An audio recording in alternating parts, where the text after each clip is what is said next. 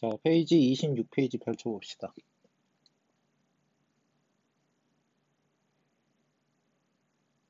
26페이지.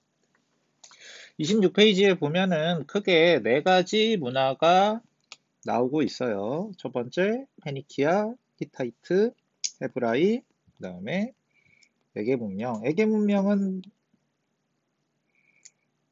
크레타 섬에서 발전한 문화를 에게 문명이라고 하는데, 여기에 하나 더 미케네 문명까지 얘기를 하네요. 그래서 옆에 지도를 보면 크레타 섬에서 발전한 거. 이걸 흔히 에게 문명이라고 부르는데, 왜 에게 문명이냐면 여기에 있는 바다를 에게해라고 부르는데, 이 근처에서 이제 일어났다고 에게 문명이라고 불러. 그 다음에 미케네라는 곳에서 발전한 미케네 문명. 뭐 이런 곳을 얘기합니다. 얘네들이 뜬금없이 나타난 이유가 뭐냐? 자, 우리가 저번 시간에 배운 게 이집트 문명과, 여기 지금 지도에 잘려 있지만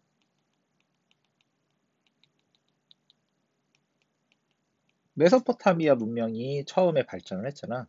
그치? 얘네 둘이 한 뭐 기원전 3500년, 3000년 사이에 발전한 문화인데, 문명이 이 지역에서 빠르게 먼저 발전을 했는데, 이제 이 당연히 문명이 발전하면 전파가 될 거야. 이집트와 메소포타미아 문명이 전파가 돼서 아나톨리아라든지 뭐 이런 지역에 새로운 문화가 발전하게 됐다는 얘기지. 이집트와 메소포타미아 문명보다는 느리게 발전했지만, 얘네 이제 시간이 지나고 나니까 어, 뭐 페니키아, 히타이트, 헤브라이, 외계 문명 이런 것들이 나타나게 된다는 겁니다. 한 1000년에서 1500년 정도 지난 다음에 이들이 나타나. 한 2000년 정도. 여기 이제 뭐 초기 문명들이 나타나지만, 이제 이집트나 메소포타미아 문명에 뒤지지 않게 강력한 국가들이 출현하는 시기라는 거지.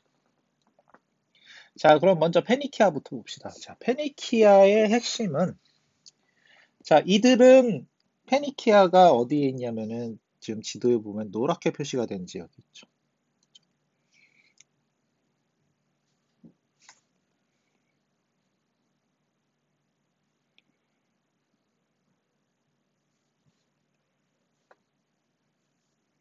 요 지역. 여기가 이제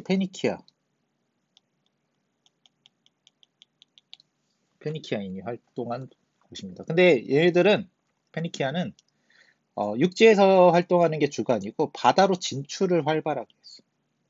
그래서 바다에 멀리 진출해서 얘네들은 뭐 하냐면 해상 활동을 펼쳤기 때문에 바다 건너 카르타고를 비롯한 식민 도시를 건설을 합니다. 카르타고는 나중에 나와. 언제 나올 거냐면 나중에 로마를 배울 때 전쟁을 합니다. 이거를 포에니 전쟁이라고 그래요. 이거 배울 때 나오는 애들이야. 포에니 전쟁은 왜 포에니 전쟁이냐면, 로마가 페니키아인을 포엔이라고 불렀거든? 그러니까 우리는 페니키아인들과 싸웠어 하고 포에니 전쟁 이름을 붙였는데, 정작 전쟁을 한 곳은 페니키아인이 세운 식민 도시인 카르타고와 싸운 거지. 여기에 페니키아인들이 살았습니다. 그래서 페니키아인들의 특징은 해상 활동을 활발하게 펼쳤고 식민 도시를 건설했다라는 거지. 그리고 또 하나, 이것도 엄청나게 중요해. 얘네들이 문자를 만들었는데 표음 문자를 만들었어. 근데 이게 나중에 뭐가 되느냐? 그리스에 전해져서 알파벳의 기원이 됩니다. 알파벳이 뭔진 알지? A, B, C, D 뭐 이런 거. 여러분들 영어 배울 때 쓰는 이 문자 알파벳이라고 불러요. 그래서 어떤 식으로 전파가 되냐면, 페니키아 문자는 어디에 영향을 받았냐면 이집트 문자에 영향을 받았어. 이집트 상형 문자에 영향을 받아서 뭐 A, B, C, 뭐 D 뭐 이런 식으로 만드는데, 이 페니키아 문자가 그리스 문자에 영향을 줬고 그리스 문자가 로마자에 영향을 줘서 우리가 알고 있는 알파벳의 형태로 발전하게 되는 거지. 유럽 대부분의 국가들은 알파벳에 비롯된 문자를 사용합니다. 문자와 언어를 헷갈리는 사람은 없겠지. 쓰는 언어는 다 달라도 문자로 표시하는 방식은 같을 수 있어. 우리도 한글이 발명되기 전에는, 세종대왕 한글 만들기 전에는 중국에서 한자를 들여서 썼죠. 근데 그럼 세종대왕이 한글 만들기 전에는 우리나라 사람이 말도 중국말을 쓴 건 아니잖아. 그렇게 오해하는 사람들이 있더라고. 그렇지 않습니다. 문자는 문자일 뿐이야. 언어를 어떤 문자로 표시하느냐가 다른 거지. 만약에 우리가 독자적인 문자가 없었다면 알파벳으로 한국어를 표시했을 수도 있어. 근데 우린 다행히도 한글을 만들었지. 그러니까 우리 알파벳을 안 쓰고 한글을 쓰는 거야. 자, 그래서 이들이 사용한 표음 문자는, 그죠? 페니키아 문자를 우리는 표음 문자라고 부른다.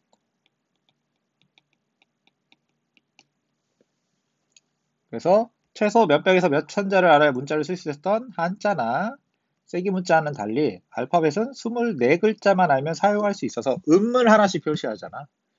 우리도 마찬가지. 우리도 한글도 표음 문자예요.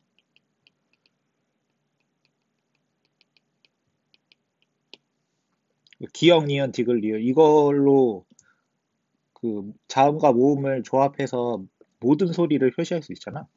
알파벳도 마찬가지인 거지. 굉장히 혁신적인 문자라고 할 수 있어. 그래서 페니키아는 정리하자면 중요한 게 페니키아는 해상 활동 열심히 했고 카르타고를 세웠고 표음 문자 사용했고 이게 나중에 알파벳이 되었다. 이렇게 알고 있으면 됩니다. 자, 그 다음에 히타이트로 가보자. 히타이트는 어디에 있는 족속들이냐면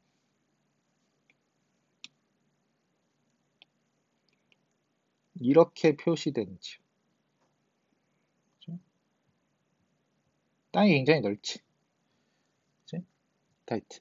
굉장히 강력한 왕국이었어. 아나톨리아, 지금의 터키 지역이지. 아나톨리아에서 일어난 히타이트는 기원전 14세기경에 중요한 게 철제 무기와 전차를 이용해서 얘네 다 무기잖아. 그래서 얘네들은 강력한 무기를 지녔던 국가이기 때문에 정복 활동을 펼치게 됩니다. 그래서 막 여기저기 전쟁을 많이 벌여. 히타이트가 강력했을 때는 군대를 메소포타미아 지역에 보내서 우리가 저번에 배웠던 하무라비 왕의 바빌로니아를 멸망시키기도 하고 이집트가 매우 강력한 시절이 있었는데 이집트와 이 지역에 패권을 놓고 아주 큰 전투를 벌이기도 합니다. 그래서 이 히타이트 하면은 가장 중요한 게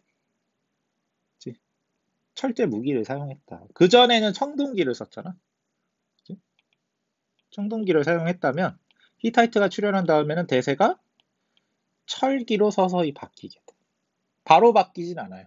왜냐면 처음에 철을 만들 때는 철이 만들기가 어렵기도 하고 재료는 구하기 쉬운데 또 청동기를 몇천 년 동안 만들었는데 철기를 처음 만들다 보니까 성능이 안 좋은 것도 있었어. 하지만 대세가 철기로 점점 바뀌게 되고 거기에 처음으로 철기 무기를 대량으로 사용한 건 히타이트였던 거죠.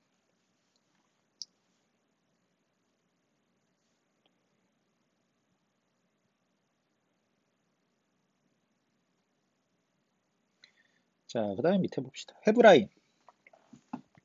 유일신 신앙을 성립시키다. 헤브라인은 지금의 어디와 관련이 있냐면 유대인과 관련이 있다.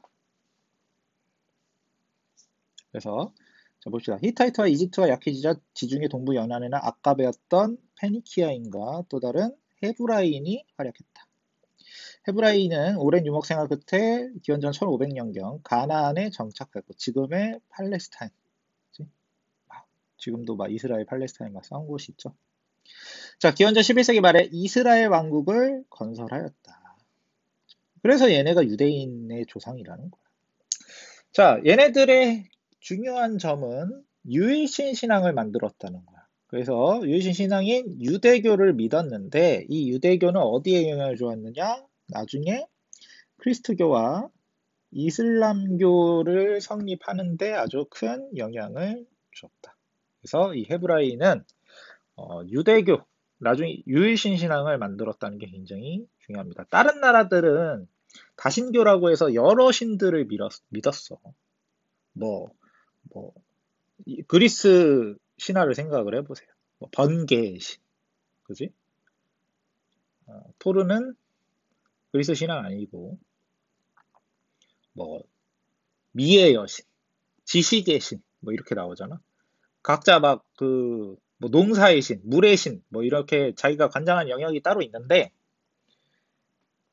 유대인이 만든 일신교는, 유일신 신앙은 전지전능한 하느님을 처음으로 생각했다. 이렇게 얘기할 수 있겠지. 그 전에 있었던 뭐 이집트라던가 뭐 히타이트도 마찬가지고 바빌론 뭐 메소포타미아 뭐 이런 에게에 뭐 이런 곳에 있었던 신과는 다른 성격의 신들을 처음으로 생각한 것이다. 그리고 이것이 자기네들끼리 믿고 끝난 게 아니고 크리스트교와 이슬람교라는 아주 큰 종교에 영향을 주었다. 이렇게 얘기할 수 있겠지.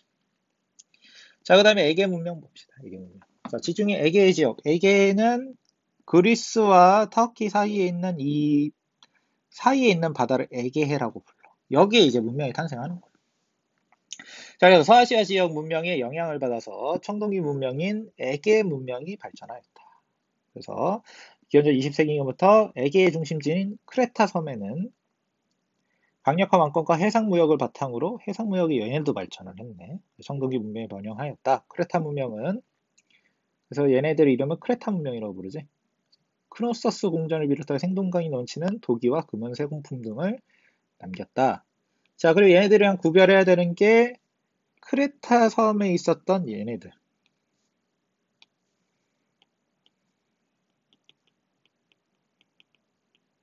크노서스 궁전 이런 걸 만든 거는 크레타 섬에 있었던 크레타 문명이고,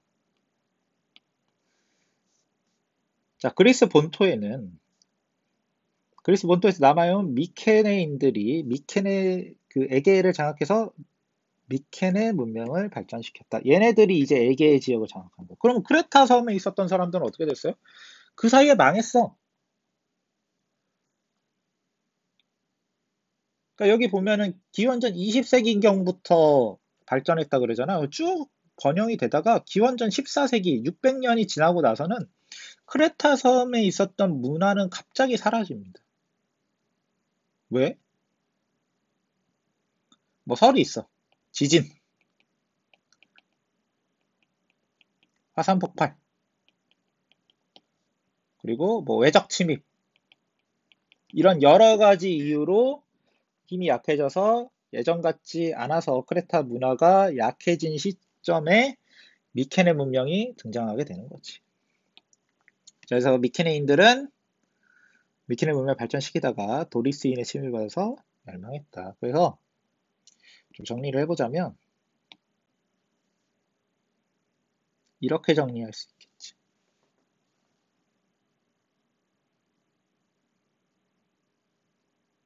그죠? 아까 봤던 거 정리를 하자면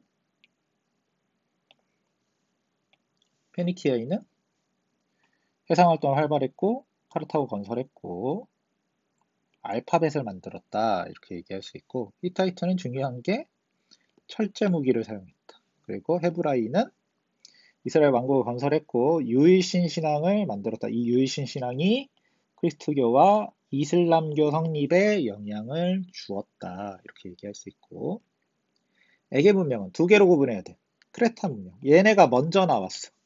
그래서 이 크레타 문명은 크레타 섬에서 크노서스 궁전을 만들어서 그 번영을 하다가 아까 말했던 뭐 지진, 화산 폭발, 외적 침입 이런 이유로 힘이 약해지고 미케네 지역의 미케네 문명이 발전했지만 도리스의 침입으로 멸망했다 이렇게 얘기할 수 있어요. 그리고 여러분들이 또 봐야 되는 게 뭐냐면 이 지도를 꼭 잘 익혀야 돼. 왜냐면 이거는 지도를 괜히 준 게 아니고 이런 걸 줬다라는 얘기는 지도 문제를 지도를 활용한 문제가 나오는 거야. 예를 들어서 크레타섬 여기에 기억 이렇게 표시한 다음에 이 지역에서 발전한 문화의 특징이 뭐냐 이렇게 물어본단 말이야. 이거 마찬가지. 이거 이렇게 지도 이렇게 표시해 놓고 니은 이렇게 해놓고 니은 지역의 특징 뭐냐? 니은 지역에서 발전한 국가의 특징이 뭐냐? 아니면 이렇게도 얘기할 수 있겠지. 이렇게도 될 수 있어. 예를 들어서 히타이트 문명의 특징을 제시해. 철제 무기와 전차를 사용해서 정복 활동을 펼쳤다. 그래놓고 이 지역에 뭐 기역, 니은, 디귿, 리을, 미음 이렇게 준 다음에 해당되는 곳이 어디냐? 이렇게도 물어볼 수 있단 말이에요. 그래서 여러분들이 이 부분을 공부할 때는 지도를 잘 보고